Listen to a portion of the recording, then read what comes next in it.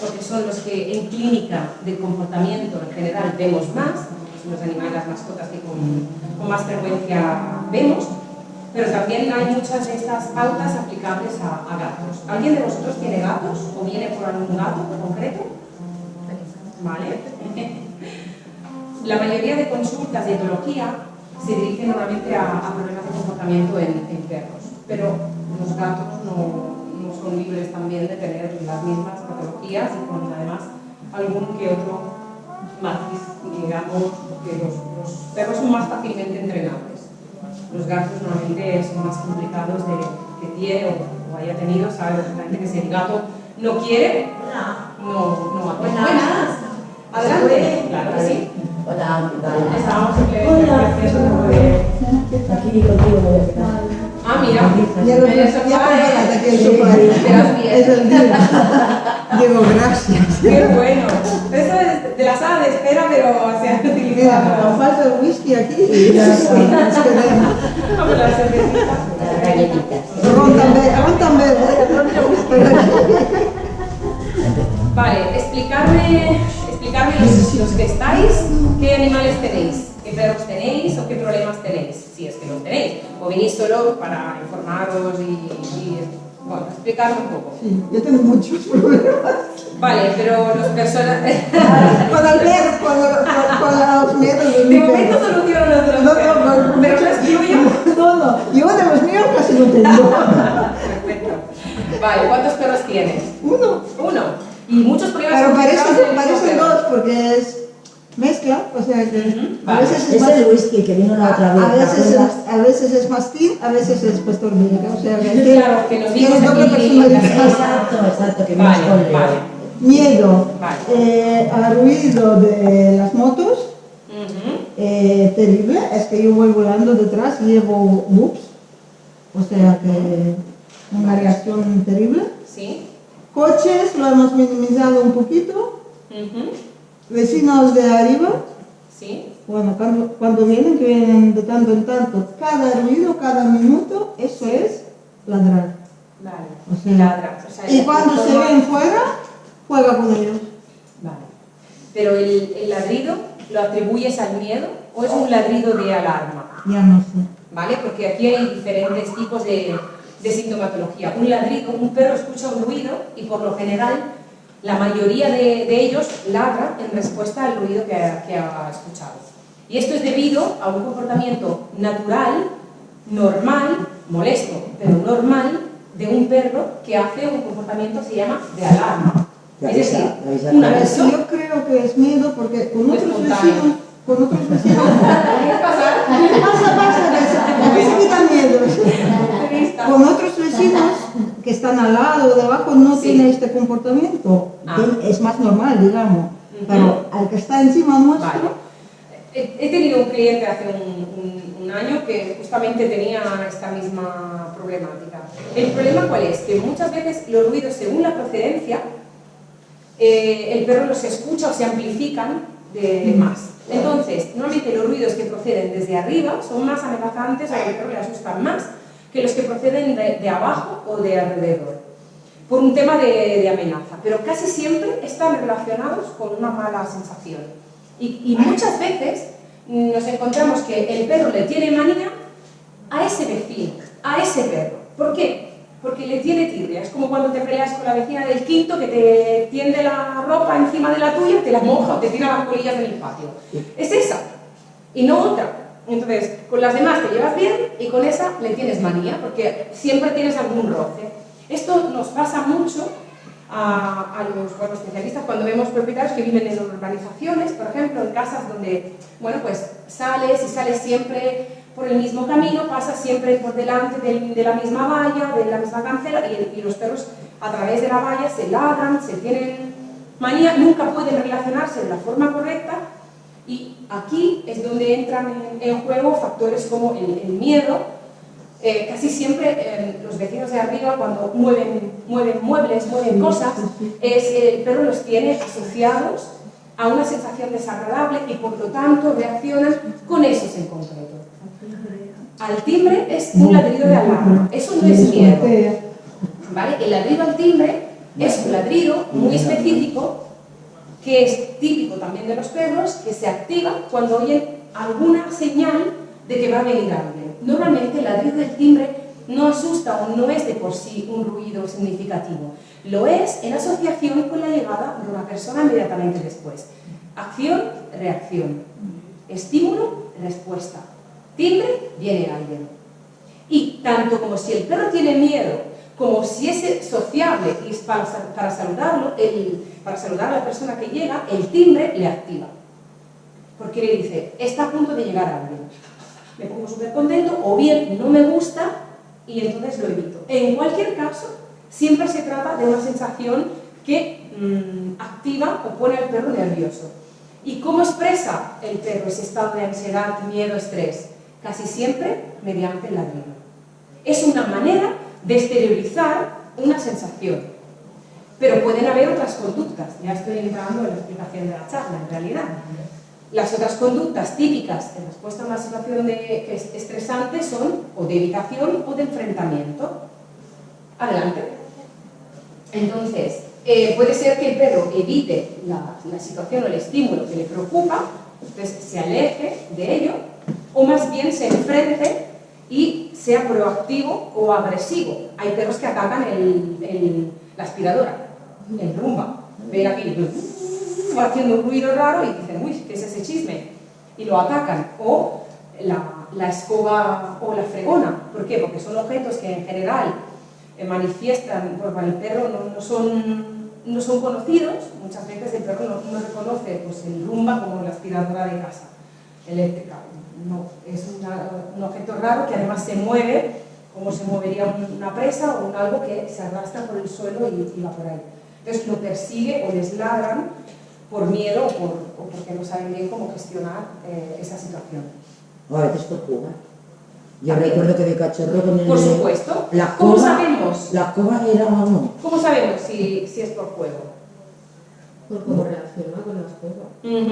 Normalmente hay una postura. Perfecto, Claro. ahí está. Hay una postura que indica clarísimamente la intención del juego, que es levantar el trasero, agachar las patas de delante. Es una postura que se llama de juego, se llama metacomunicación. Dice el perro haciendo esto. Todo lo que viene a continuación va de broma.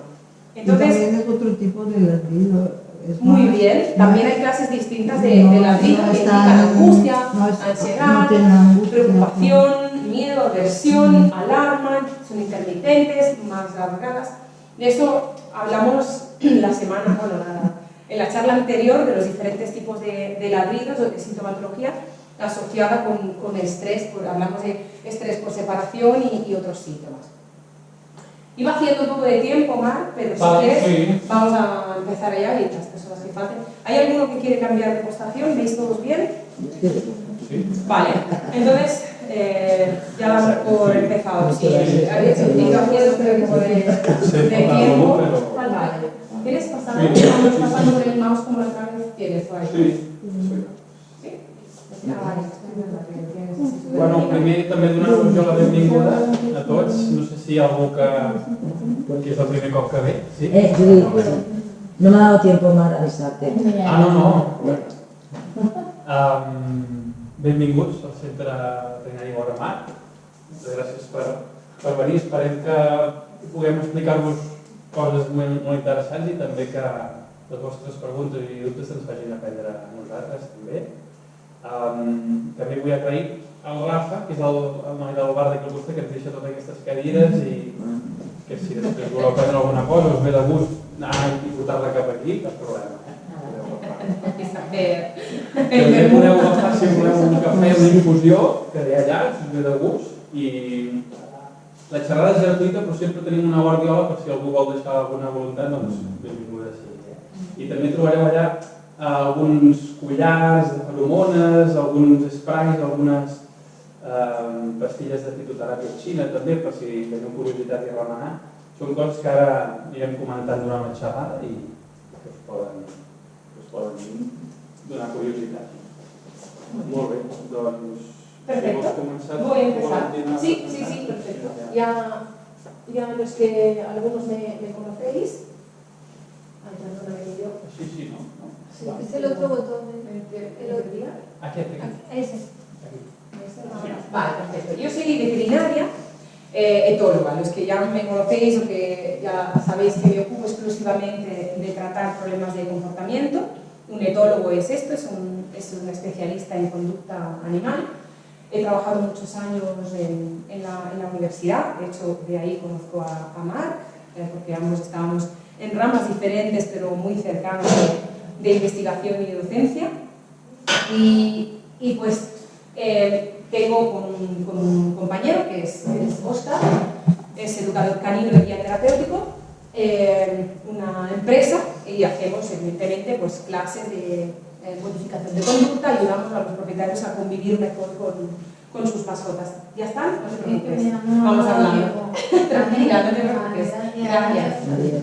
Entonces, hacemos actividades, digamos, también de terapia asistidas con animales, tenemos terapia de terapia, eso es, digamos, otra parte de la actividad de la empresa. Hay, bueno, varios perros con los cuales hacemos clases de grupo con otros perros, con personas, y son perros acostumbrados a trabajar pues, con niños, con personas mayores, con personas con discapacidad, y los tenemos también para ayudar a otros perros pues, a mejorar algunas pautas de comunicación. Fundamentalmente nos dedicamos a esto, a hacer la etología clínica, actividades asistidas con animales también, y con los ayuntamientos, y estamos intentando también llegar aquí a hacer charlas de sensibilización, tenencia responsable, cosas que están implicadas con la educación cívica, la tenencia del perro, cuáles son obligaciones y derechos también, cómo podemos reivindicar derechos, espacios para perros, simplemente pues haciendo algunas actividades que pueden pueden ser interesantes para la comunidad. Y formaciones específicas para propietarios o para profesionales. Y después, Marc, te presentes tú mismo, sí. el tercero del equipo. Sí. De seguida que vaig acabar la universitat em vaig començar a interessar per la medicina xina i l'acupuntura, i des de que vaig començar a treballar sempre m'ha acompanyat en la meva tasca, diguéssim, veterinària.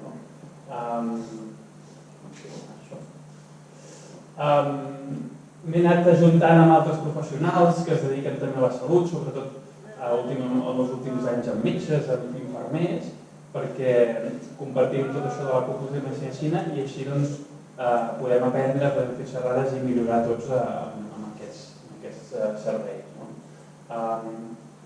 Aquí al centre veterinari oferim els serveis més habituals veterinaris, des de medicina general, cirurgies, analítiques de laboratori, si fa falta ecografia, radiografies, però promovem molt el que es diu medicina integrativa, que vol dir que sempre tenim en compte els desequilibris de la salut des del punt de vista també de la medicina xinesa, com ells ho expliquen i com ens ajudem per reequilibrar la salut, que en aquest moment pot estar en qüestió.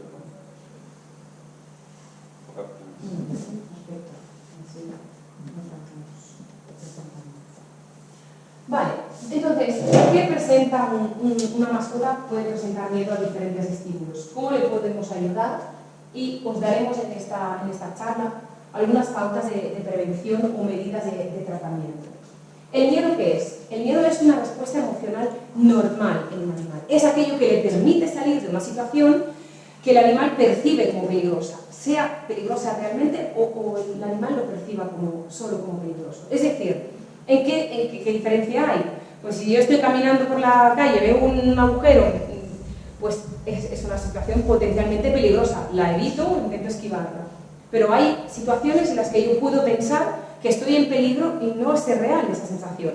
Los ataques de pánico que sufren algunas personas son una sensación real de angustia, de pánico, de miedo, de fobia, que es desmesurada. La situación a lo mejor en ese momento no implica un peligro de vida para la persona, pero la persona lo siente así. ¿Por qué? Por una serie de razones. Genéticas, aprendizaje, experiencias traumáticas.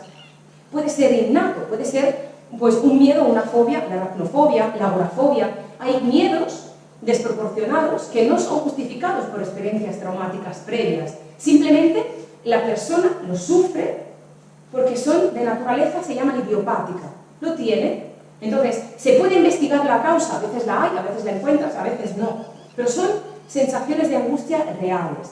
Esto es importante, porque entenderlo querría decir acercarnos a la sensación que tiene ese perro cuando está en una situación que no puede controlar. De esto hablamos cuando, por ejemplo, el perro se queda solo muchas horas, o pocas, da igual, o 10 minutos en casa, y tiene la sensación de que el propietario no va a volver nunca jamás, y la sensación de angustia es real. Ese perro se puede tirar por una ventana, puede automutilarse, puede hacerse mucho daño intentando escapar o ir detrás del dueño.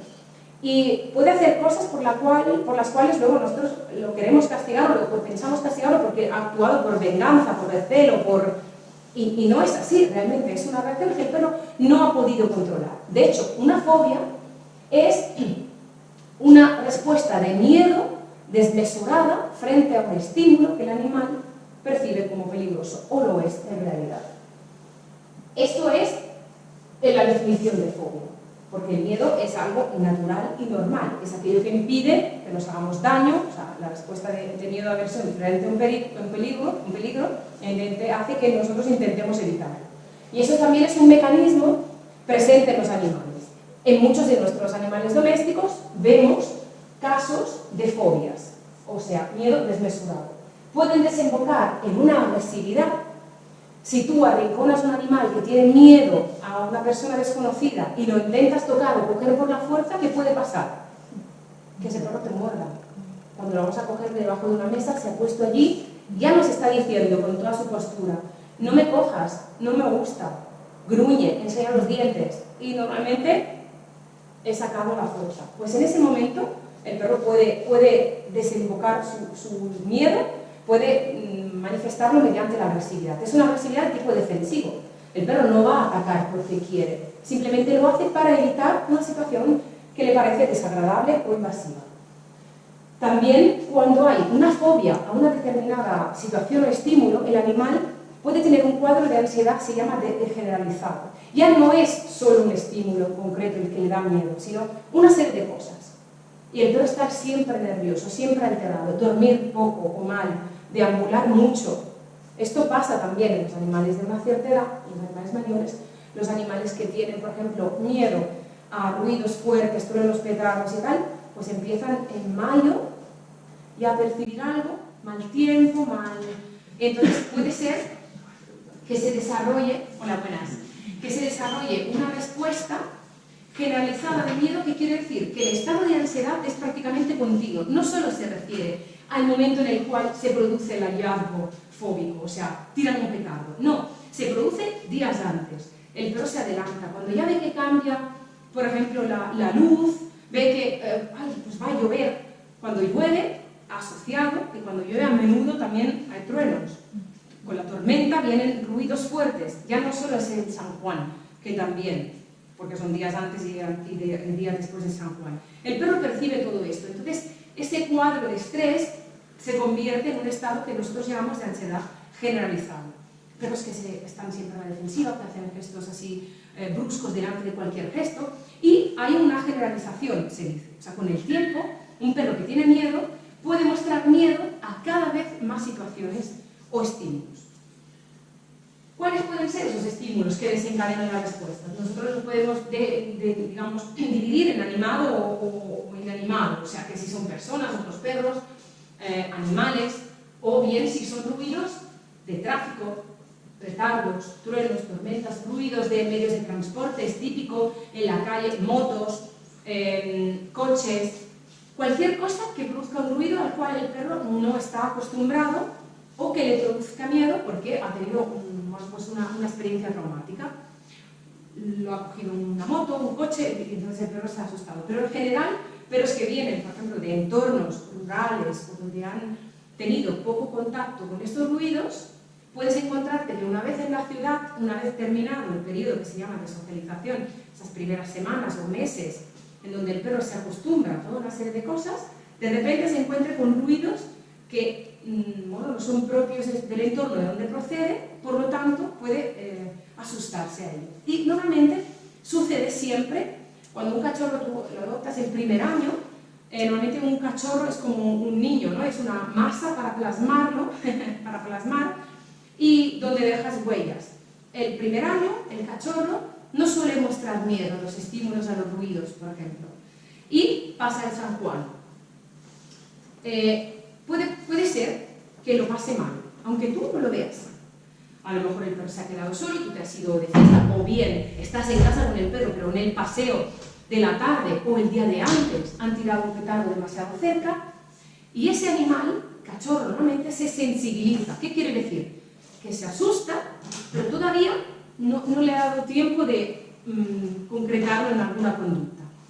Entonces, el primer año lo pasa mal, o está solo y se siente desamparado, lo pasa mal, y tú no lo sabes, o lo dejas en una residencia o con amigos y están en el medio del meollo de la fiesta de San Juan del pueblo. Y ese animal, digo San Juan como quien dice fin de año u otras fiestas del pueblo, pues puede pasar que el perro se sensibilice y a partir del primer año pues mostrar en los años siguientes cada vez más miedo o más aversión a esos ruidos. ¿Por qué? Porque hay un aprendizaje asociativo, se llama, negativo, con determinados estímulos. Esto puede pasar con pues, perros que se han peleado con otro perro, de color negro, o que han sido pegados por una persona que viene con un bastón. Entonces, a partir de ahí, ven un yayo con un bastón y se asustan porque lo relacionan con un gesto, con un objeto, con una situación, con un estímulo. Nosotros lo llamamos estímulos en términos técnicos, ¿no? Porque puede ser cualquier cosa. Un estímulo animado o inanimado. Los problemas de miedo afectan a la inmensa mayoría de los casos de perros que vienen remitidos a servicios de etología.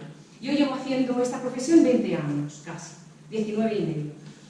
Y he visto muchos casos, agresividad, conductas compulsivas, pero casi siempre, incluso en los casos de agresividad, la raíz o la razón del problema es el miedo. Miedo a diferentes niveles, de desconfianza, timidez. El cachorro de Rotti que habéis visto, de Rottweiler que habéis visto entrar, que la chica se ha tenido que marchar, es un perro tímido, introvertido, no tiene un miedo desmesurado, pero es simplemente así. En esta fase todavía tiene 6 meses. Ella lo ha consultado ahora, ¿por qué? Porque este perro en 6 meses más y en un año puede alcanzar los 50 kilos. Ahora es una conducta de evitación o timidez. Dentro de un año y con 20 o 30 kilos más, se convierte en un problema gordo. ¿Por qué? Porque ese perro no se puede llevar como un chihuahua de 2 kilos, que aunque tenga más miedo que él, pues es más fácilmente gestionable o manejable. Un problema de miedo siempre tiene un pronóstico reservado. Es decir, siendo una conducta natural y una conducta que además aumenta el índice o la probabilidad de supervivencia del animal, o así lo percibe, es difícil de erradicar.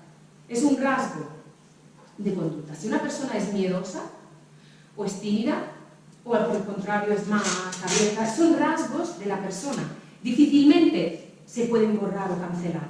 Se pueden moldear, canalizar, manejar, pero difícilmente se pueden eliminar del todo.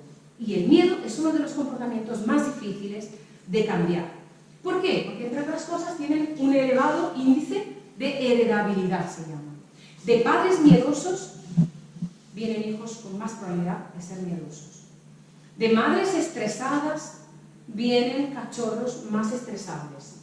¿Por qué? Por la acción del cortisol, de una sustancia que nosotros liberamos en casos de estrés. Cuando el estrés es agudo y momentáneo o puntual, ese cortisol baja enseguida. Pero en casos reiterados o continuos de estrés crónico, ese cortisol siempre está como más elevado. ¿Os suena?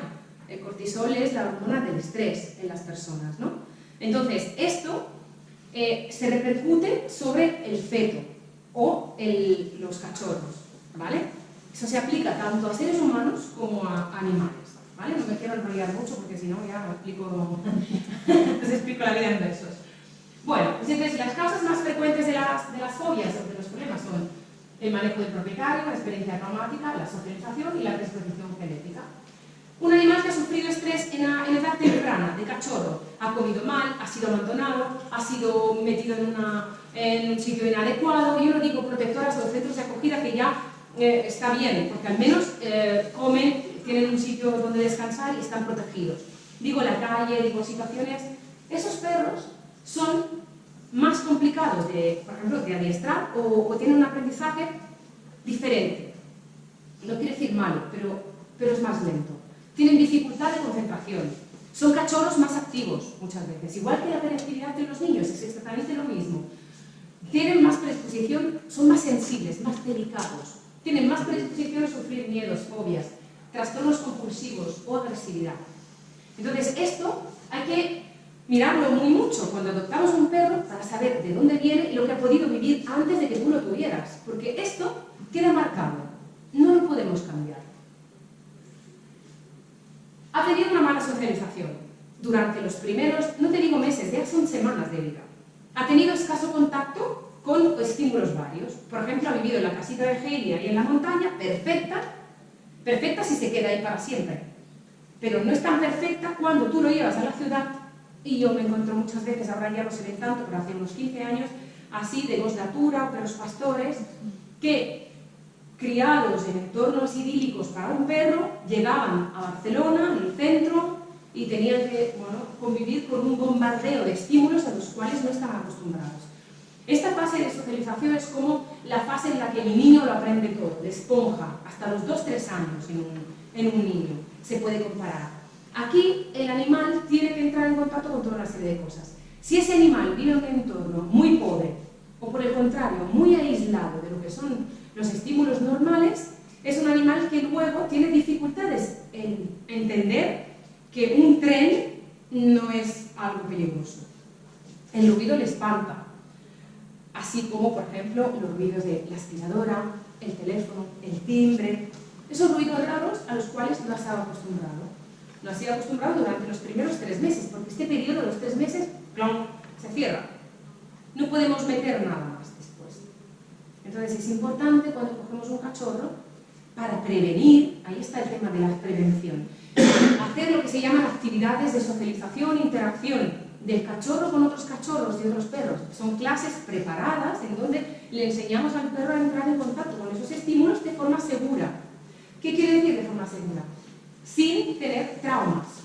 En este periodo, los perros, igual que los gatos tienen un periodo más corto de socialización, de 1 mes, contra los casi 3 de perro, hace el reconocimiento de especie. Vale, tú eres un ser humano, tú eres un hombre, tú eres un niño, no hay, pues un perro, tú eres un gato, vale, ya tengo las categorías, digamos, que puedo encontrarme, pero si el perro no tiene contacto con niños, por ejemplo, ¿qué pasa? ¿Qué es aquello? ¿Será una presa? ¿Será una liebre, un gato? Se mueve, hace ruidos raros, se mueve rápido, aquello debe de ser una presa, porque se le parece. Aquello con el cual el perro no está socializado es una presa, es comida. Para un perro que vive con gatos, un gato no es un problema. Pero un perro que nunca ha visto un gato, ¿qué reconoce en el gato? Las que trabajáis con perros de acogida y tal. Una presa. Y como tal la trata. Y si la persigue, pues la coge y le puede hacer daño. Pero es su mentalidad. Entonces, ¿cómo lo hacemos esto para evitarlo? Lo tenemos que socializar, acostumbrarlo. Que vea gatos. Esto es lo que hacemos. Habituamos a los perros a considerar esos estímulos como normales. Adquiere pautas de conducta. Se habitúa a los estímulos, ruidos, y adquiere pautas de eliminación. ¿Vale? Entonces, aquí es importante estimular o presentar esas situaciones o estímulos a los perros para que sepan, pues aquello no se sabe, es el gato de casa. Habituación a, digamos, estímulos varios. Hay perros más acostumbrados a ver cosas distintas. Nosotros, por ejemplo, con los perros de terapia, desde muy pequeños les acostumbramos a cosas que serán típicas de su día a día. Una silla de ruedas, a un perro le parece algo raro normalmente, porque no ve a diario una silla de ruedas. Para nosotros un usuario, un paciente, un señor mayor con una silla de ruedas es algo normal para un perro. El perro tiene que estar acostumbrado a moverse entre las ruedas, a saltar encima si quiere, el propietario, o sea que tenemos que, pero de esta manera podemos aplicarlo a la aspiradora de antes, el teléfono, los ruidos y todas esas situaciones. También llevarle el tren, llevarle al veterinario, llevarle a la calle para que escuche los ruidos del camión de la basura, que algo que produce un estruendo tremendo y es algo que asusta al perro. ¿Cómo lo tenemos que hacer? Lo tenemos que habituar, o sea, hacer que lo asocie con algo agradable. Juego, comida, tío, no pasa nada, bien. No podemos lo que se llama inundarle, o sea, exponerle a... ¿Tienes miedo a petardos? Una ráfaga de metralleta de petardos. No, porque lo que podemos provocar es aún más rechazo, aún más miedo y una respuesta justamente opuesta a la que nosotros queremos conseguir. También puede haber una experiencia traumática, como os decía antes. Dime. Tú dices que, por ejemplo, habituarlo o relacionar al animal con una cosa agradable. Eso es. Y evidentemente pueden de petardos para que se acostumbre, ¿no? Pero hacerlo al revés, esconderlo para que, si tengo un perro dentro de una habitación, la que esté más lejana para que se encuentre protegido. Vale, ahí, por ejemplo, es una buena pregunta. Eso, tú, digamos que lo harías si, por ejemplo, el perro ya tuviese miedo, ¿vale? Entonces tú, para preservarle o minimizarle la respuesta fóbica que pueda tener en esos días de San Juan y tal, lo quieres apartar del estímulo para que no le llegue tan fuerte. Pero si tú lo proteges y haces el perro burbuja, es como lo que yo te decía, si tú no le expones a nada, entonces ese perro nunca conocerá estos ruidos, porque tú lo has tenido en una burbuja, en tu genérico. Quiero decir que la habituación consiste justamente en una exposición progresiva, controlada y agradable a los estímulos a diferente intensidad. Quiere decir que le sacas, pero no en las horas de máximo ruido, le sacas un poco a la calle en esos días, haces que la calle se encuentre cómodo, no alargas demasiado el tiempo de permanencia de la calle en esos días, sí que le llevas a que escuche alguna cosa, pero a una distancia. Si ves que el perro se encuentra cómodo, vas ganando. Es decir, tú trabajas una habituación cuando todavía no ha habido una sensibilización. Es decir, cuando el perro todavía no se ha asustado, que es la idea, que no se asuste nunca y que vaya relacionándolo con algo bueno. En cambio, cuando el perro sí se ha asustado y ya está sensibilizado, quiere decir que ya sé lo que es y no me gusta, entonces, para tratarlo hay dos sistemas. Uno, tratar solo los síntomas, que es lo que veremos después, cómo se trata. Y el otro, intentar reducir su miedo exponiéndole progresivamente a situaciones controladas, incrementando la intensidad del estímulo, es decir, haciendo lo mismo que en una habituación, pero contracondicionando, que son términos técnicos, es decir, exponerle tú a esa situación controlando tú la intensidad y subiéndola progresivamente. De la otra manera, en cambio, tú le acostumbras al perro un poco a todo de buen rollo, ¿vale? Procurando que no tenga nunca una experiencia traumática. Valentina, es como poner YouTube, petardos y flojitos y subiendo. Exacto. Hay de hecho un CD, que luego en alguna diapo saldrá, un CD de habituación a ruidos. Hace unos 18 años en la universidad, cuando lo lanzaron, 18, 15 años, aquello parecía que era una novedad, ¿no? Ay, pues expone el perro a esos ruidos para que se acostumbre a ellos. Y hay un CD con una pista de 30 sonidos diferentes, yo la tengo. Y hay pues niños que lloran, en un helicóptero, ruidos de tormentas, truenos, de todo un poco. Los ruidos, digamos, más frecuentes en un entorno urbano. Y aquello tú lo pones como si fuera una música de fondo, así, en casa, y lo vas haciendo sonar mientras le das de comer al perro, mientras que haces que juegue, como aquel que no quiere la cosa. Y a poco vas subiendo, incrementando el volumen hasta que el perro se dé cuenta de que, uy, ¿qué hay aquí? En el momento en el que el perro se empieza a dar cuenta del ruido pero todavía no muestra miedo, hay perros que tiemblan ya solo de escuchar el ruido en el CD. Y pensar que normalmente los reproductores de música que tenemos en casa no son muy... A menos de que uno tenga un buen equipo, el perro distingue el ruido falso reproducido del de verdad. ¿Por qué? Porque, por ejemplo, si hay un perro que tiene miedo a las tormentas, no lo engañas con el CD, porque la tormenta no es solo el ruido, es, mira, cambia el aire, la humedad relativa, aquí tal, más sombra, o sea, el perro ya percibe cosas, entonces ya ve venir 2 días antes, igual que la rodilla de la abuela con artrosis, ya viene pues el perro ya lo sabe, que va a haber mal tiempo, el perro que tiene mucha sensibilidad a la tormenta, ¿no? Entonces, eso no se puede trabajar. En Estados Unidos, yo he estado en Filadelfia una temporada, tienen como unas habitaciones en donde reproducen tormentas. Es como una cámara hiperbárica donde reproducen situaciones de tormenta y hacen desensibilización con los perros que tienen eso. Inviable aquí, aparte que sería bastante absurdo proponerse a un cliente hacer una sesión así, pero bueno, por absurdo los etólogos proponemos cosas que a veces, yo por eso explico mucho, que llegamos a hacer esto por eso. ¿Y esa habitación funciona? Mejor que solo el ruido, sí, claro, porque reproduce otras situaciones, claro, tiene en cuenta otros elementos.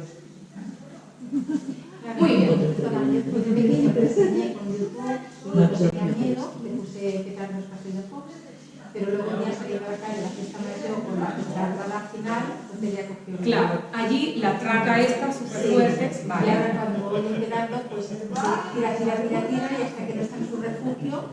Claro. No... Ahí ¿qué ha pasado? Que se puede hacer hasta un cierto punto, pero luego tú no puedes controlarlo todo. Evidentemente, si lo expones o si vas paseando y tiran algo muy cerca, no puedes protegerlo de todo porque, pues mira, son cosas que pasan, pero seguramente allí hay una experiencia traumática y hay como que retroceder y volver a exponerlo a dosis, digamos, controladas. Hay gente que compra los petardos. Yo tengo una clienta que vende petardos, justamente le he dicho, vente a la charla, me dice, ¿qué dices? Si vas a lanzarme a caballería encima. Desde luego. Dice, sí, yo trabajo con esto, o sea, prácticamente me estás diciendo, me estás alucinando. No, a ver, evidentemente, hay gente, yo mando a comprar los pequeños, por ejemplo, para trabajar esa situación, los petarditos así pequeñitos, y los mando a trabajar a 50 metros. O sea, tirando esos, no hay nada que funcione tan bien como los estímulos reales, pero a distancia controlada. Es decir, lo que no puedes hacer es tirárselo encima, como hace algún compañero que tiene algún sistema de inundación. Se utiliza el sistema de la inundación. Tú, para tratar un problema de fobias tienes dos técnicas, la que se llama la desensibilización progresiva, sistemática, haciéndolo poco a poco, progresivamente con algo positivo, o la inundación, que es el flooding. El flooding es, ¿tienes miedo a volar? ¿Vale? Puedes tener dos vías. O te vas al aeropuerto, te tomas un café, conoces al capitán, haces un pequeño recorrido, te vuelves guay, te sirven champán, una copa de caviar y un vale de entrada para quedarte más tranquilo y vas haciendo. O mañana te vas a Australia con mal tiempo, 20 horas de avión. Si sales de la segunda opción vivo, que no te da una tarde ya estás curado. Pero si no tienes una reacción desmesurada, entonces ya sí que se suma a todo lo que el background que ya tienes, y entonces es un riesgo, porque es o la va o las pacas, se dice en Italia, o sea, o es todo o es nada. Por lo tanto, te arriesgas. Igual que en casos de agresividad entre gatos, suéltalos y el que sobrevive será el jefe, claro. Luego ya coges lo que queda del gato que ha perdido. Es que es así. Entonces, ahí te la juegas. Entonces, a los especialistas, los que trabajamos en esto con tiempo y que le tenemos cariño al perro, al gato, no solemos recomendar la inundación. ¿Por qué? Te puede ser. Igual que nosotros, por ejemplo, hacemos educación en positivo. Tú puedes utilizar, hay compañeros que lo hacen con aversivo, con dolor, con amenaza, con miedo, con imposición, se puede, y el perro obedece, y antes. El método en positivo es mucho menos agradecido, porque requiere un trabajo, pero ¿qué hace? ¿Qué fomenta? Vínculo, confianza, relación, y el perro si lo hace es porque quiere, no porque me tenga miedo. Hay dos escuelas y dos maneras de hacer las cosas. O varias, no te digo que... Ni diciendo que la nuestra, me refiero a los que trabajamos aquí, sea la mejor, ni mucho menos. Seguramente la aversiva es más eficaz, más rápida. Ahora, el bienestar del animal se ve mermado, eso ya os lo digo yo, porque yo llevo muchos años trabajando en bienestar animal, y los medidores de estrés, las conductas compulsivas, el miedo, cuando tú castigas injustamente un problema de miedo, de agresividad que el perro no sabe controlar, ¿qué del bienestar de ese animal? Tú puedes castigar un comportamiento que el animal no tiene conciencia, porque dice, bueno, mira, no, quiero morderte esto y aunque sé que me vas a castigar, lo quiero hacer, decido. Pero una conducta de miedo, el perro no decide, no la controla. Yo he tenido casos de perros que se han tirado de una ventana por miedo. Recuerdo un caso, y siempre lo explico, de hace muchos años en Castelldefels, una pastora alemana con un miedo atroz, se tiró de una ventana de un tercero, creo que era, porque resbaló por suerte en el toldo del señor de abajo y aterrizó 2 plantas más abajo sin daños. ¿Pero por qué miedo? ¿Miedo a estar sola? Por miedo. Bueno, la señora se iba a trabajar de noche, la tenía controlada, pero la perra, bueno, destrozó mobiliario de cocina, franqueó la ventana, la abrió, comió la persiana y, claro, es que ya no podía controlarlo. En ese caso, pues es una conducta que no podemos castigar, no tiene sentido ninguno. Entonces, aquí, pues la aparición del estímulo, pues hay perros que se ponen nerviosos mucho antes, como os decía, que aparezca el estímulo fóbico, ¿no? Entonces, a esos perros hay que ayudarles. ¿Cómo? Pues con algunas medidas de prevención o de tratamiento o simplemente con un parche que, para según qué momentos, podemos utilizar. Diferente es el caso de un perro que vive en el miedo total, una ansiedad generalizada, que vive todo el año mal porque tiene miedo a personas, tiene miedo a otros perros, tiene miedo a todos los ruidos. Ese perro nunca sale del bache. Ahí hay que hacerle una desensibilización. Pero hay perros que solo lo pasan mal la semana antes y la semana después de San Juan o cuando hay algún hallazgo. ¿Vale la pena en ese perro machacar al dueño y al perro con pautas, clases y cosas? Posiblemente no. Si es una cosa puntual y momentánea que yo puedo tratar, paliar, manejar farmacológicamente o con otras medidas durante unos pocos días, pues lo hacemos. Entonces hay que decidir, realmente con el especialista, el veterinario de referencia, ¿qué hacemos? ¿Es un miedo que me impide vivir bien siempre? ¿No puedo salir a la calle porque...? ¿O es la aracnofobia? O sea, tú puedes convivir con una aracnofobia y decir, bueno, pues mira, me dan miedo las arañas. Cuando veo una araña me subo por las paredes. Vale. ¿Cuántas arañas verás en tu vida? ¿No las ves a diario? Bueno, menos en los entornos donde vivimos antes era una desgracia vivir en el campo, pero realmente, si es en cambio un miedo a salir a la calle, hay personas que no salen a la calle porque se sienten, pues eso sí que hay que tratarlo siempre y hacer un trabajo más intenso y que conlleva una cierta inversión en términos no tanto económicos, que también por el profesional que te siga, sino sobre todo emocionales y de tiempo. Creo que me he esperado demasiado tiempo en esta diapo. ¿Es lo mismo, Valentina, un perro que tiene miedo a un perro que es inseguro? No. Un perro inseguro es un perro que tiene un perfil. Podría serlo, pero un perro inseguro o tímido, por ejemplo, es un perro como el que habéis visto antes, le habéis visto poco, solo unos minutos, ya ha estado por aquí, pero un perro inseguro es un perro que a lo mejor tarda un poco en acercarse al estímulo, según qué tipo de estímulo se retrae. Eso no es miedo. A ver, es que lo se puede confundir. Claro, la inseguridad es también, no sé bien lo que me quieres decir, me acerco, el otro perro me gruñe, yo entonces respondo por inseguridad, porque no me siento seguro, pero como el otro se me ha puesto así, yo respondo, entonces ahí no ves una conducta. La inseguridad puede dar una conducta de evitación, típica del miedo, o agresiva, ofensiva. Es decir, aunque yo tengo miedo e inseguridad, no sé bien cómo gestionar esa situación, y entonces rechazo o agredo al estímulo que me crea inseguridad.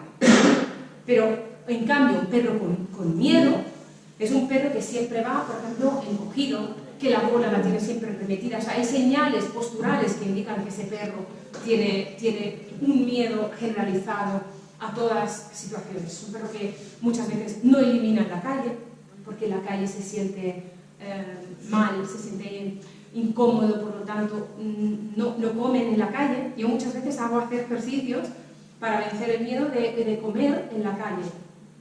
No porque me guste tirar la comida al suelo, porque la quiero desperdiciar, sino porque quiero que se trabajen en la calle aspectos que hacen que el perro se olvide de todo lo que está pasando a su alrededor y se concentre en una tarea.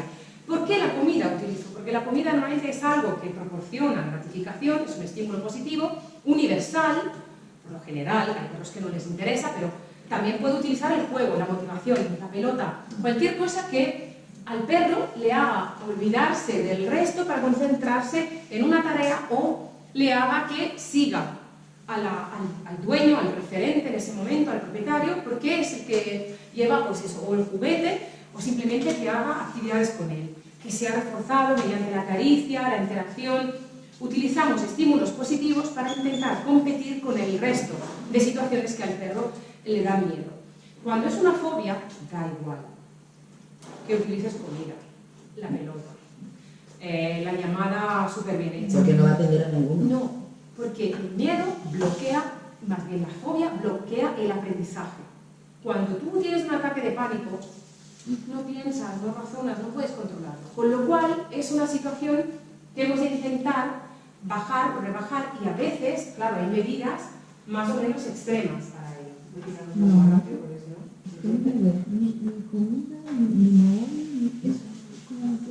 Claro, no existe nada, sobre todo cuando el perro está muy enfocado o en una situación de estímulo, en una... ¿Y cómo lo sacas de ahí? ¿Te das cuenta porque no te acepta? No digo que cómo lo sacas de ese pues estado. hay formas de trabajarlo mediante la sensibilización. Es decir, cuando tú estás en el límite, que no has pasado el límite, ya no puedes trabajar nada. Cuando está en bloqueo, no puedes hacer nada. Entonces hay dos formas. O la situación la creas, la preparas y la trabajas progresivamente, yendo y ganarás un metro más y retrocedes. Le das seguridad al perro y le dices, vale, tío, hemos llegado hasta aquí, ¿vale? Y en esta línea empieza la reacción. Aquí ya está bloqueado. Pues ¿dónde trabajo? Aquí. Un paso antes de la reacción fóbica. Le desensibilizo, hago que el estímulo se acerque, que el perro haga esto, que se acerque pero que no tenga tiempo, y que tú ganas un metro de confianza y vuelvas para atrás. Le vuelves a dar seguridad, le dices, no te tengo ahí demasiado tiempo. Porque lo que solemos hacer es cuando ganamos algo, dices, pues ya está.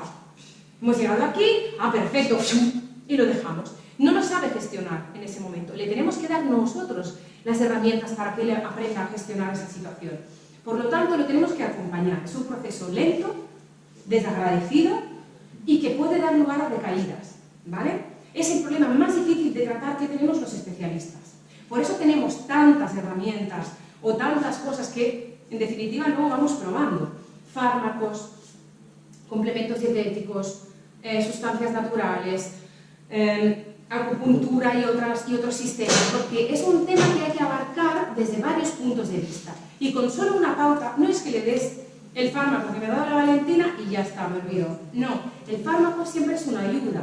Y si podemos, intentamos evitarlo, especialmente en los animales mayores, enfermos, los jóvenes, los cachorros o en los animales que realmente no lo necesitan.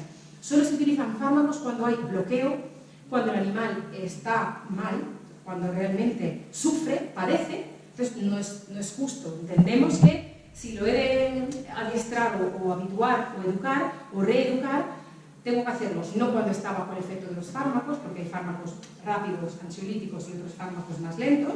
Entonces tenemos que saber cuál es más indicado para cada caso. Pues le damos una herramienta para poder trabajar esa situación. Entonces tenemos que exponerlo progresivamente a esa situación y retirarlo de ella. El entorno, estoy pensando yo. ¿Sí? Por ejemplo, yo tengo un perro, será importante que yo tampoco tenga miedo a los petardos. Porque si yo tengo miedo a los petardos, o mi niño tiene miedo a los petardos, o el entorno que se tiene miedo, yo quiero que se acostumbre, pero él huele o ve que... Perfecto. Has dicho una cosa que es clave. Nosotros, antes que el perro, educamos al propietario.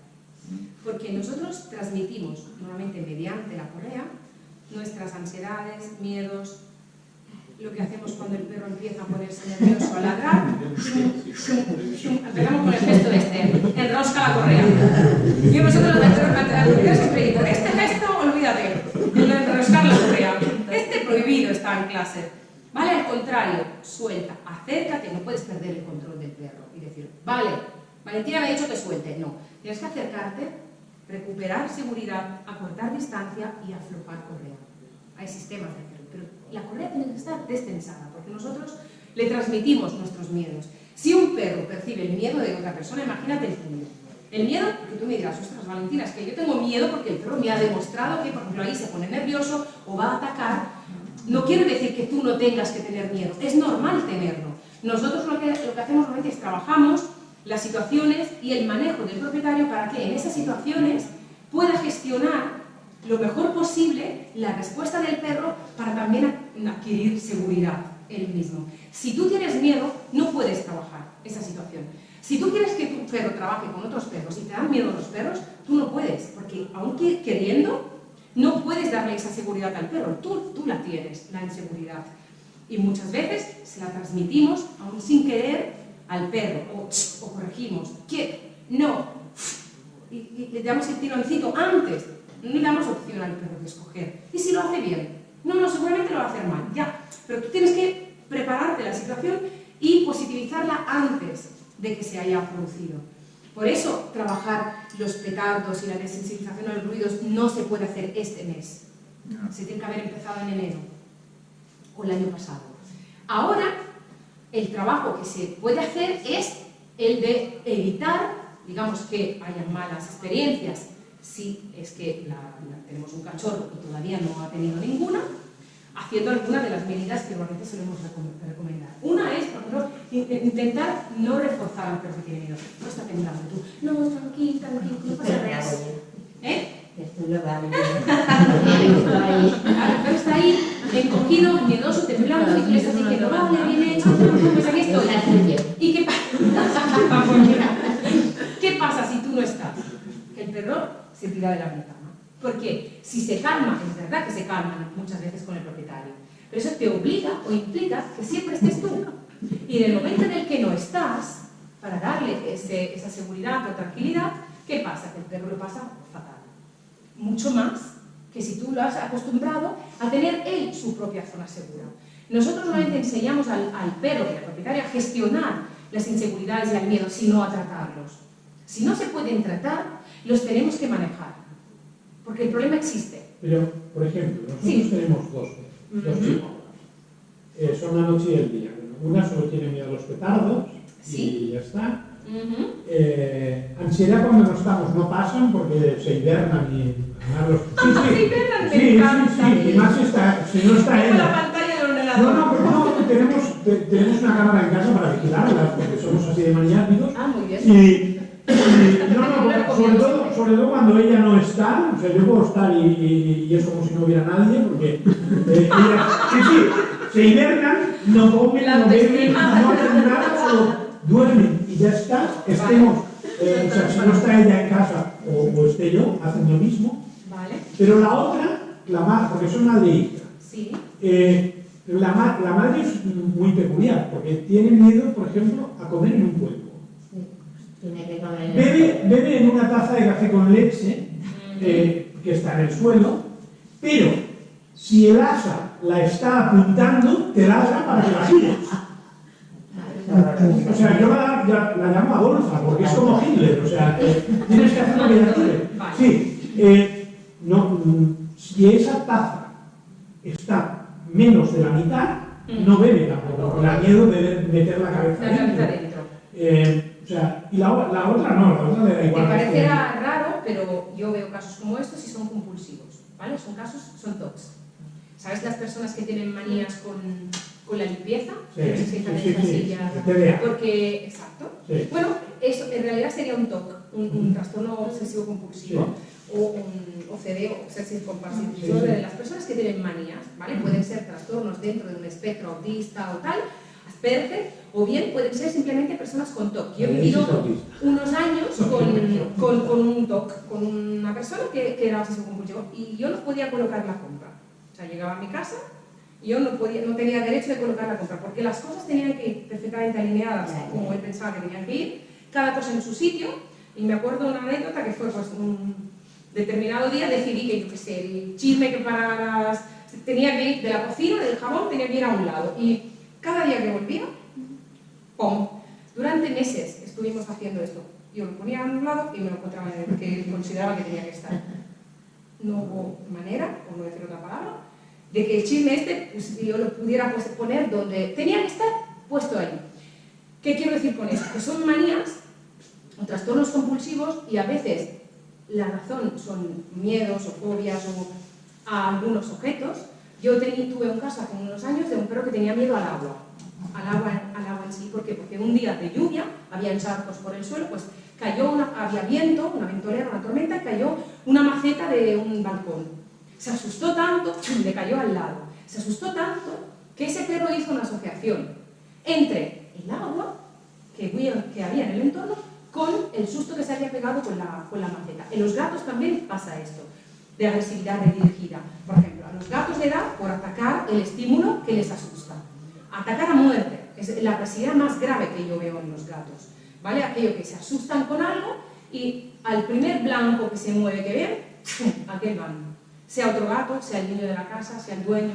Yo he tenido que sacar a veces gatos de sitios, de habitaciones, del propietario llamarme desde una habitación encerrado con el gato aporreando la puerta para entrar, para ir hacia el dueño. ¿Por qué? Pues que se habían asustado y... Entonces, en esos casos hay miedos o inseguridades o situaciones como un objeto en concreto que tú nunca sabes de dónde vienen, pero seguramente pudo ser o una experiencia rara, una cosa que... pero casi siempre son manías, y esas manías en los animales existen y se tratan, y son trastornos compulsivos. Yo tengo muchos casos de trastornos compulsivos. Había un caso también, os podría hablar hasta mañana de casos que tengo. Un terrier que estaba debajo de siempre estaba puesta debajo de un tendedero de la ropa en casa, y si tú lo ibas a sacar de ahí, pues te mordía como un cocodrilo, ¿eh? Y solo lo hacía con esto, fue quitar el chisme. Porque yo, claro, le dije ¿y habéis probado a quitar el chisme del tendedero? Pues no. Bueno, vamos, digo, igual lo hace con la silla o con otro sitio. Pues fue quitar aquello y desapareció el problema. Ya tendrían fuera. ¿Vale? No suele ser un ritual, no suele ser tan fácil. Pero a veces pasa. Entonces, son manías que algunos animales tienen y siempre tienen alguna raíz en los miedos. ¿Vale? Seguramente será la que tiene el perfil más inseguro. Sí. No tengo la bola de cristal, pero sí muchos casos vistos. ¿Vale? Entonces, bueno, ¿cómo le podemos ayudar? Aquí ya lo hemos dicho, ya lo he introducido. Eliminar el refuerzo involuntario, no acariciar, ¡ay, pobre! Nada. Vale, ni tocarle, ni tirarle. Estar sin estar. Es decir, estar por ahí, pero no estar encima del perro. ¡Ay, pobrecito mío!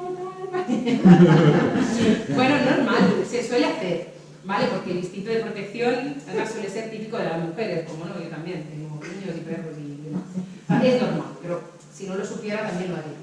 No castigarlo tampoco, o sea, no lo forzamos, pero tampoco lo castigamos.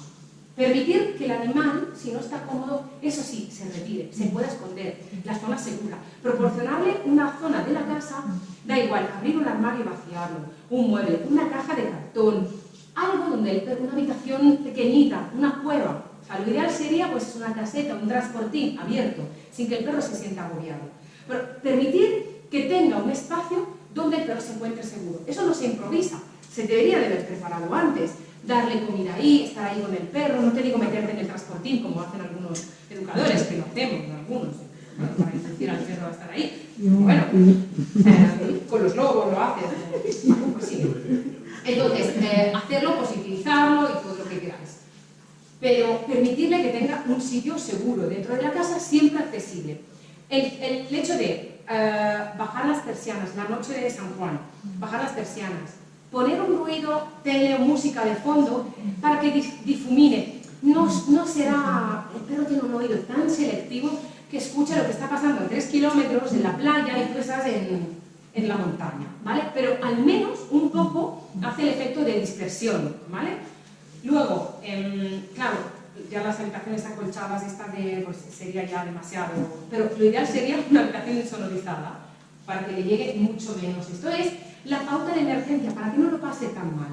Luego se puede asociar o no a una medicación ansiolítica, puntual. Normalmente es un parche. La medicación hay de dos tipos, los ansiolíticos rápidos, que en una hora ya hacen efecto, pero no se pueden improvisar tampoco. Hay que probarlos. Hay algunos fármacos que sí que se pueden dar de la nada, de golpe, el sileo, el producto veterinario, pero se ha de dar bajo prescripción de veterinaria. ¿Por qué? Porque es medetomidina, es un inductor de la tranquilidad, es un sedante previo a una anestesia, con lo cual sí que te deja el perro atontado. ¿Qué es lo que queremos? pero es puntual su uso, se usa un día o dos para los días puntuales. Si queremos utilizar algo más a largo plazo, durante 2 semanas no le vamos a dar Sileo, que vale 20 € la aplicación. Aparte, nos vamos a dejar tu sueldo de mes en 2 semanas. Se da un día por si algo es puntual. Si normalmente se utilizan otros tipos de fármacos, tipo ansiolíticos como las benzodiazepinas, pero hay que probarlas, no darse así. Antes se daban productos tipo la cepromacina, calmosedan, calmoneosan. Los veterinarios de antes cada vez menos prescribían esos fármacos, que sí se daban al animal, pero el animal se daba cuenta de todo. Entonces estaba presente sin poder hacer frente a la situación. O sea, lo veía todo, pero estaba como enjaulado en sí mismo. No podía hacer nada. Y además, cada año iba peor. En cambio, los fármacos que se dan ahora, tipo ansiolíticos, son lo que se llama amnésicos. O sea, el perro, si lo pasa mal, como mínimo no lo recuerda. Hace que el perro esté no vomitado, no borracho, no está prostrado. O sea, el perro se levanta, puede comer, hace pipi, sale. Lo que pasa es que está como un poco ofuscado. Se pega un viajecito así un poco en la nube. ¿Vale? No pasa nada tampoco, pero le sirve como mínimo para no ir a peor, que ya es mucho en esos casos, porque cada vez si no va a tener problemas. ¿Vale? Entonces, bueno, aquí los pasos, esas son las feromonas y la lactil, son los productos que bueno, señalamos o ayudamos a dar. ¿Qué son las feromonas? Sustancias que se difuminan en el ambiente para tranquilizar al animal. Disculpa, ¿Sí? que nos están esperando, nos tenemos que ir. Tranquila, no te preocupes, sí. Seguimos hablando. Te había traído el pen, pero ya... Vale, no, yo creo que ahora me funciona, te ha llegado desde mi hora. Sí, vale, ya lo tengo. Pero me falta el otro. Bueno, entonces, ¿qué hacemos? ¿Te llamo para la semana que viene? Perfecto. ¿Vale? Muy bien. Casna, que me tengo que Gracias, ir. familia. Mal. Yo me enrollo siempre un montón, ¿eh? No lo sabes. Tranquilo. A mí me gusta. Mira, ponte aquí. En un saloncito, doy clases en todos sitios. En bares, Pero no, en las feromonas son para todas las situaciones del miedo. Mira, ¿O las solo feromonas según? las hay de varios tipos. Hay, las feromonas las se comercializan como un difusor spray, como un spray, por ejemplo, en transportines, gatos, perros pequeños, ambientes, habitáculos del coche, zonas tal. Difusor, el difusor se pone como un ambientador en casa, cubre un difusor entre 50 y 70 metros cuadrados de superficie y se difuminan en el aire. O bien existe el collar. Vale. No las formas como vienen. Si sirven para todos tipos de miedo. Sí. Eso quiero Sí. decir. Sirven para todos tipos de miedo. Adaptación, miedo general, sí. Pero también te digo que son blandos. Es decir, no son algo que dices, le he dado las feromonas y mira, he notado un cambio espectacular. No es el nirvana absoluto. Ayudan y además os tengo que decir que más en gatos, la sensación que tenemos los especialistas que lo usamos, notamos que en el gato hace más efecto que en el perro. ¿Por qué? Porque el gato utiliza mucho más la confianza con el ambiente, los olores y tal, que en el perro sirven, pero digamos que de todos los niveles de actuación quizás están en el más bajo. Aunque ellos te lo vendan, yo conozco al señor que las produce, me lo lleva muchas veces a comer caracoles, que son su pasión, es francés, al señor Patrick Pajat, en los años que he estado en la universidad y es muy... O sea, él te los vende para todo lo que... Y él produce feromonas también seleccionadas humanas, de tigre, de elefante, los dos, ¿vale? Son más eficaces quizás en los salvajes. Pero tienen su efecto en las salas de espera de las clínicas veterinarias, en los sitios de adaptación, entradas, o sea, pero claro, son sustancias naturales, nada dañinas, no interaccionan con nada, animales enfermos, problemas médicos, no interaccionan con nada, se pueden dar con toda tranquilidad. Lo peor que puede pasar es que no tengan mucho efecto. Pero, por ejemplo, son segurísimas y son naturales, ¿vale? O sea, buen rollo. ¿Por qué? Porque son sustancias que normalmente transmiten calma y tranquilidad porque se producen, esta clase de feromonas en concreto son las apaciguadoras. La que produce la madre la secreta junto con la leche en la zona de las mamas y transmiten esa calma y tranquilidad, pero claro, es un nivel en una fobia tremenda, no se pueden, o sea, se pueden utilizar, pero no son eficaces. Es como un ataque de pánico y te tomas una tila. Sí, pero te tienes que chutar un pánico intramuscular y ya está. O sea, que al final es así. ¿Qué más cosas? Bueno, son sustancias naturales. Bueno, esto es lo que os explicaba de la desensibilización, el flooding. Bueno, entonces, alimentos suplementados, el CAM. El CAM tiene una fuente de triptófano. Se puede dar con un alimento que ya lo contiene, una dieta, o bien como suplemento. ¿Vale? El Calmex también tiene ese producto. Es como se utiliza. Normalmente los complementos dietéticos se han de empezar como mínimo 2 semanas antes. Te dicen que 2 días o 4 días antes, pero no. Yo he trabajado muchos años en la investigación en un departamento de alimentación. Todos los complementos tardan por lo menos 2 semanas para crear un metabolismo diferente, la absorción, todos esos mecanismos metabólicos tardan unos días. No existen milagros. En 3 días no va a actuar. Aunque es inmediata la apertura de los canales de la barrera encefálica con el cual se convierte la serotonina en triptófano y serotonina, todo el rollo este. No es tan inmediato. O sea, se necesita como mínimo un par de semanas. Por eso la razón de hacer la charla más o menos en estas fechas, porque si el miedo no es muy intenso pero existe, los complementos dietéticos están un paso más en la eficacia, ¿vale? Lo primero serían las feromonas, lo más blando. Luego los complementos dietéticos, ¿vale? Como nivel de actuación. La base es el triptófano, lo podemos dar en comida o suplementado, como aparte. También existe un producto que se llama Cilkene, que aparte de la fuente de triptófano que sirve, ¿os suena el triptófano? ¿Entiendes con mucho triptófano para la depresión, para la ansiedad? Lo que anuncian por la tele, que sale uno cantando. El desayuno que hay en la noche. El triptófano es el precursor de la serotonina, que es la hormona de la felicidad, ¿vale? Es como si es natural también. ¿Por qué? Porque es algo que tú te tomas en las lentejas, ¿vale? En el chocolate, en algunos alimentos, que no todos los revelaré. Eso se comenta en un momento. Pero tú le das lentejas al perro, pues le das el Cilkene, que además de eso tiene una proteína que es la alfa-casozepina, que es una proteína de la leche. Tú no puedes darle leche cruda o leche fresca o leche en general a ningún animal destetado. De hecho, que no me grabes, ni los seres humanos deberíamos de tomar leche ya cuando adultos, porque ya estamos destetados.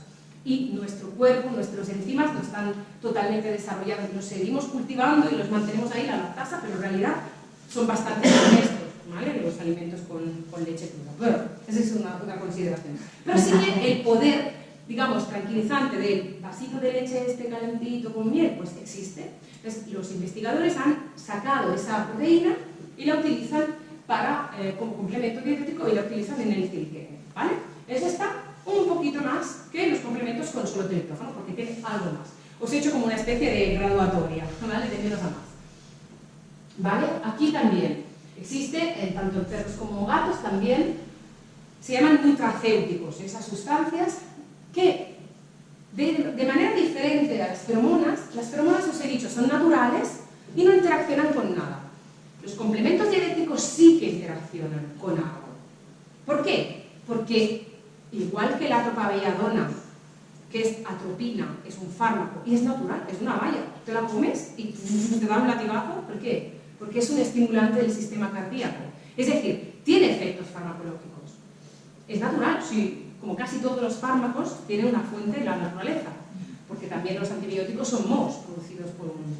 Entonces, evidentemente tenemos que tener en cuenta que los complementos dietéticos a base de triptófano o otros productos no se pueden dar junto con psicofármacos, o al menos se tienen que supervisar, ¿vale? Entonces, no se pueden tomar, igual que no se pueden tomar complementos dietéticos, vitamina B, complejos así a lo loco, ¿verdad? El calcio es natural, pero si tú le das un suplemento de calcio a un animal que está en crecimiento, le bloqueas el crecimiento y se queda paticorto, porque le bloqueas el crecimiento de las epífisis de los huesos, porque el cuerpo registra que ya ha llegado al nivel de calcio suficiente y el perro se queda chato. Pero le he dado calcio, es natural. No quiere decir que sea natural y no tenga efecto. O sea, tiene efecto. Por lo tanto, hay que consultarlo siempre. Luego hay esto, el sileo. ¿El sileo qué es? Un fármaco puro y duro que lo que hace, como os explicaba, es tranquilizar al perro. Normalmente lo recomendamos para brotes tipo perros que jadean, salivan mucho, se ponen muy nerviosos, quieren escaparse, se vuelven locos en un viaje de muchas horas.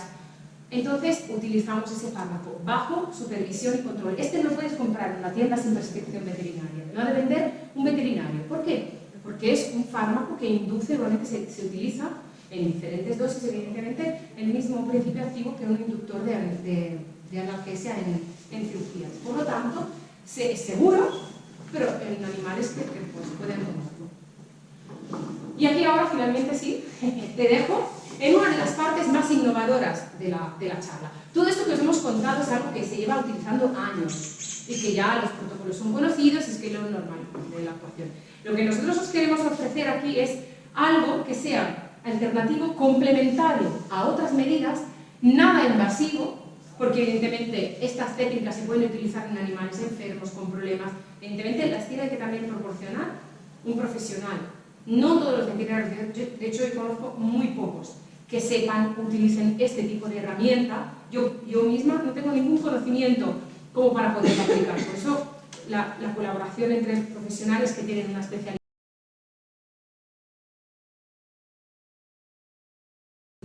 con otras que son más físicas. ¿Cuántos notamos a veces por tensión, estrés, repercusiones físicas, contracturas musculares, que se solucionan con acupuntura? Yo hablo en humano, siempre explico lo mismo. Yo voy a sesiones de acupuntura, las necesito. Para mí, ojalá me la pudiera aplicar aquí, porque me contracto. Y es debido a estrés, cuadros. Y, evidentemente, tratando la sintomatología y la contractura muscular, pues tratas muchas más cosas, descansas mejor, es decir, que hay cosas que se pueden tratar y abordar, como os he dicho, desde varios puntos de vista para mejorar el resultado final. Aquí sí que te dejo. Molt bé, Valentina. Pobres. Perfecte. Bueno, ara... Habéis querido venir ahora. Serà curtet perquè hi ha alguns de vosaltres que ja veu venir l'altra xerrada, ja ho sabeu. Molt bé. Pels que sou nous ara us explicarem una miqueta el tema de la medicina xina, així que ens traslladem una mica a la mentalitat d'Àsia i intentarem també que sigui divertit. A veure si pot funcionar això. Primer, per donar-vos 4 dades, la medicina xina va començar, òbviament, a la Xina fa milers i milers d'anys i al principi el que s'ha trobat descrit és l'ús d'aquestes pedres punxegudes que s'anomenen Bianxi, que feien servir fa tants milers d'anys per fer pressions a parts del cos que veien que ajudaven a calmar el dolor o a vegades a desinflamar ferides, infeccions. Mica en mica, en els canvis de dinasties de governs a la Xina, tot això es va anar conservant, es va anar cultivant i no va ser fins que els jesuïtes ho van portar a Occident que aquí a aquests països d'Europa, d'Amèrica, van començar a conèixer tot això. A poc es van anar extenent i l'intercanvi ja de professionals de la salut de l'Occident i Orient va provocar la creació d'organismes internacionals que cada vegada investigaven més sobre això, publicaven, formaven a professionals fins a formar diverses associacions que ara formen a veterinaris, a metges, a tots els professionals de la salut. Des del punt de vista d'estudis científics, cada vegada n'hi ha més, des dels efectes que té a nivell neurològic, inflamatori. Això que veieu al blanc són títols d'articles, com si fossin articles del diari, de diaris científics que publiquen al respecte. Cada vegada n'hi ha més.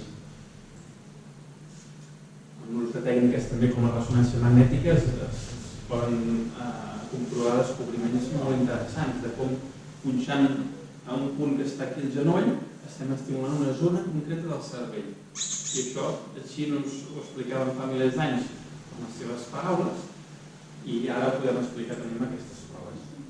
A nivell d'aplicacions clíniques n'hi ha moltes i un munt d'estudis que les corroboren, des de problemes musculoesquelètics, que es diu, des d'artrosis, problemes de medul·la espinal, problemes d'equilibris, síndrome vestibular, problemes degeneratius del sistema nerviós. Amb el grup de professionals, metges i infermers que abans al principi us comentava, aquest any vam publicar una síntesi de l'evidència científica en acupuntura on es descriuen tots els estudis potents que ens donen molta força en algunes, per exemple, indicacions com poden ser, aquí veieu, l'artrosis de genoll, totes les àlgies cervicals, lumbàlgies, hi ha un munt d'estudis que això ho corroboren. Però aquí us hem marcat sobretot l'ansietat que està en aquesta xerrada d'avui molt relacionada amb la por i amb l'estrès, doncs és àmpliament conegut, molta gent que té estrès, que té ansietat, té contractures, té malestar general. Doncs l'acupuntura tenim evidència que això també ens ajuda a controlar-lo. Altres indicacions pot ser el control del dolor, també en situacions quirúrgiques, en problemes reproductius, d'orina, en problemes gastrointestinals, problemes de pell, al·lèrgies, atòpies, al·lèrgies també a nivell respiratori. Llavors, des del punt de vista de la medicina xina, ells com explicaven els problemes? Fa 10.000 anys no hi havia conceptes de medicina com ara. Llavors ells ho explicaven tot observant la natura. I amb això ells trobaven maneres d'explicar. Per això, tota la salut dels animals ells l'expliquen seguint les estacions de l'any. Llavors, la primavera està relacionada amb l'element que ells diuen la fusta, que és quan tot floreix, quan tot creix, i amb els òrgans de fetge i vesícula biliar. La fusta va evolucionant, si hi ha una flama, la fusta dona lloc al foc. El foc és l'època d'estiu, ells diuen, l'estació de l'estiu està relacionada amb el cor i l'intestí prim. Tots els problemes digestius, problemes de cor, poden perjudicar-se, poden complicar-se en aquestes èpoques de l'any, i ells ho relacionaven així. I així, doncs, una estació que hi ha abans de la tardor, segons ells li diuen al final d'estiu, que correspon al setembre, l'estació de la tardor, pulmons i intestí gros, i l'estació de l'hivern, ronyons i bufeta. Llavors, aquesta foto m'agrada molt perquè explica una mica les arrels de la medicina xina, del Tao, i les branques. Hi ha moltes teories xinenes, com us he explicat ara, les estacions de la natura, que donen lloc a tècniques com l'acupuntura, l'ús de fórmules amb herbes xineses, que era una de les facetes que ha passat abans, el massatge xinès, exercicis saludables com el tai chi, el qigong, tot això està pensat des del punt de vista d'aquesta filosofia. Aquí són, per exemple, exemples d'aquest tipus de fórmules xineses que l'Hospital de Xeu de Barcelona és un dels pioners aquí a Catalunya que està fent servir fórmules d'aquestes per tractar problemes com l'endometriosi, que han observat que responen molt bé amb aquestes herbes xineses. Hi ha estudis també que en parlen, i tenim també el gran orgull i l'honor que ben aviat s'inaugurarà un centre europeu de medicina xinesa a l'Hospitalet, on s'investigarà molt, s'oferirà servei també sanitari i és un dels centres, o el centre més important fora de l'Àsia que s'obrirà sobre aquest tema. Aquí, per exemple, us he posat alguns punts d'acupuntura que segueixen aquestes línies. Aquí hi ha uns altres. Llavors, en la xerrada d'avui, que parlàvem sobre la por, l'ansietat, també hi ha estrès relacionat amb totes aquestes emocions. Segons la medicina xina, seguint aquests elements, tenim que l'estació aquesta de l'element terra, que és la fi d'estiu, correspon a l'emoció de l'ansietat, de l'obsessió, i està relacionat també amb l'element fusta, que és l'emoció de la irritabilitat, del còlera. Però alhora veiem que hi ha una interacció també amb l'element del ronyó i la bufeta, que és l'element de la por. Llavors aquí podem entendre una mica com quan estem estressats doncs tenim mal estómac o males digestions, no tenim gana, o estem més irritables, no tenim tanta paciència, o quan tenim molta por, una fòbia, ens podem fer pipí sobre, o caca, inclús, doncs els gossos igual, no? Quan es barregen totes aquestes emocions, des d'aquestes teories, podem relacionar-ho tot i podem fer un diagnòstic i saber com podem fer un pla d'acupuntura o donar unes herbes que ens ajudin a ajudar aquests òrgans. Així que aquests serien els elements, quan parlem de por i ansietat, fusta, terra i aigua, i una mica els símptomes que estan relacionats. Per això, des d'aquest centre, del nostre centre, us volem animar a poder recórrer a una visita d'etologia integrativa on tinguem en compte els problemes de comportament des de diferents punts de vista. Tengo un cachorrito de 8 meses. Por ahora lo que parece es que no tiene miedo a nada, que también nos parece raro. Y hemos tenido suerte de que justamente estábamos jugando con él y es como que ha pasado de petardo y nos hemos quedado, qué bien. Pero claro, el día de San Juan no va a ser lo mismo, no va a ser un petardo. Has dicho que ya llegamos tarde. Bueno, llegamos justo, pero no, llegamos tarde si el perro ya tuviese mucho miedo y tal, bueno, tarde hasta cierto punto, llegamos ahora justo en el límite de poder hacer. Para nosotros poder hacer algo estaría bien, me compro petardos, vamos jugando con él y voy tirando petardos, a lejos. Se puede hacer, pero es arriesgado porque sin una supervisión puede ser contraproducente. Exacto. Puedes crear donde no hay ahora una versión. ¿Por qué? Porque yo no lo sé, como no lo he visto, no lo conozco, no lo sé hasta qué punto se puede hacer, pero te tienes que asegurar a mucha distancia, lo puedes hacer, ¿vale? Lo puedes hacer, pero claro, siempre supone un cierto riesgo de pasarte de estar cerca demasiado o que el perro en alguno de esos momentos se sature. ¿Cuánto hacerlo? Pues depende, igual de cada caso. Se puede hacer. Yo lo haría con CDs, lo haría con cosas de esas para ver qué tal. Si queréis mandarme grabaciones de los ejercicios para que yo los vea sin compromiso, me los mandáis. A mí siempre me interesa tener material para visionar. Vosaltres fa poc temps que el veu a la classe. Sí, però és que en aquests 4 dies és que no es pot me dar En aquest cas, per exemple, seria molt interessant poder fer servir el collar.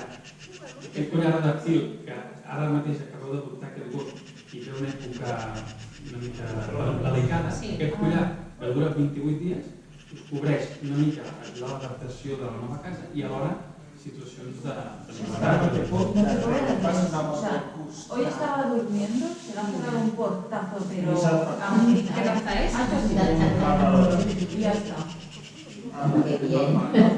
Nosotros tenemos dos en la empresa, pero bueno, también son perros especiales. Lo tenéis desde hace, bueno, ya en 20 días me diréis. Es que no tiene, El tiempo de adaptación. Cuando ya salga el perro de verdad, que es que hay ahí dentro. Porque ahora veis la cáscara del perro que tenéis. Quiere decir que los primeros días lo podéis ver muy tranquilo y muy aplatanado. Sí, pero me refiero que a cualquiera de las edades del animal hay siempre un estrés de adaptación. Un estrés que yo lo llamo estrés, pero no tiene por qué ser malo, es una reacción más bien de adaptación que dura 3 semanas. Al cabo de las 3 semanas, que normalmente es cuando tú tienes los contratos de adopción, a 2 semanas, ya 2 semanas ya firmas y ¡plas! Y lo cambian. Pero quiero decir que necesitan un tiempo para afianzarse, acostumbrarse, adaptarse al nuevo entorno, y entonces luego salen nuevas conductas.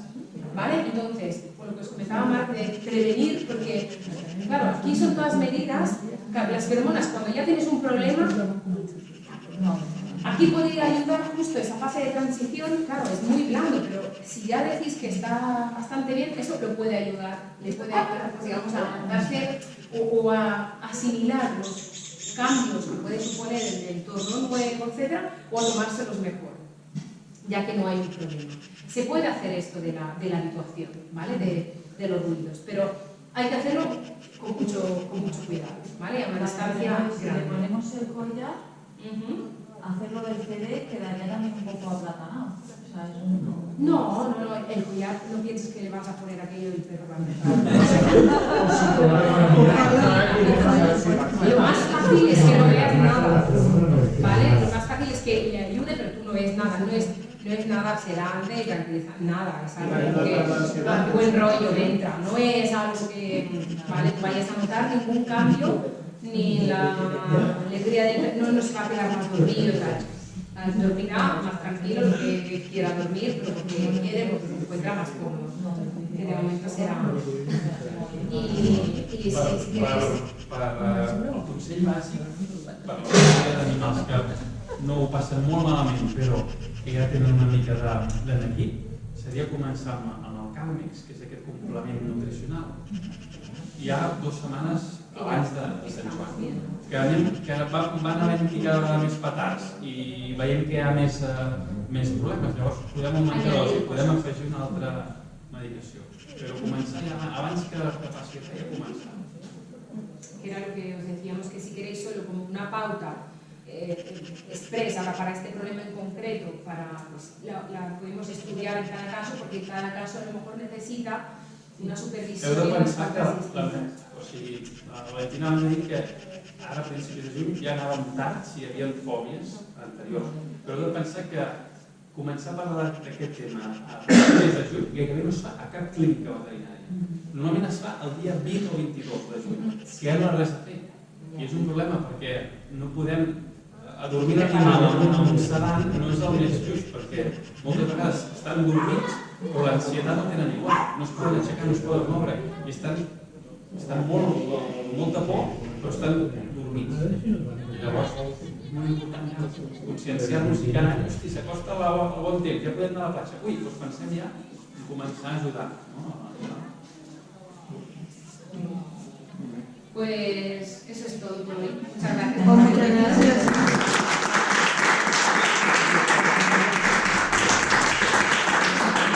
Históricamente habéis aguantado hasta el final. Sí, bueno, pues nos alegramos. Nuestras horas.